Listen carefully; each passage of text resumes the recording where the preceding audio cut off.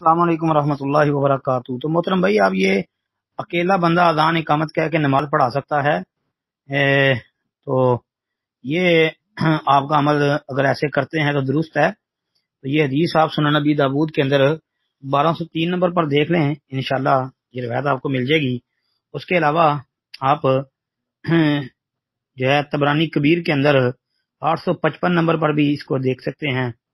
پھر یہ روایت جو ہے مسند امام احمد، اس میں 17,312 نمبر پر بھی موجود ہے، اور اسی طرح 17,443 نمبر پر بھی یہ روایت آتی ہے، اور 17,442 نمبر پر یہ روایت بھی چیک کر لیں۔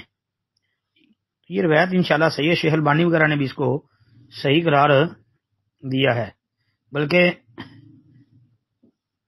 اس کے اندر سے یہ فضیلت اور مقام نظر آ رہا ہے۔ ایک آدمی اتنا بڑا عمل کر رہا ہے، کوئی بھی نہیں آتا تو وہ اکیلا ہی یہ کام کر رہا ہے۔ السلام علیکم ورحمۃ اللہ۔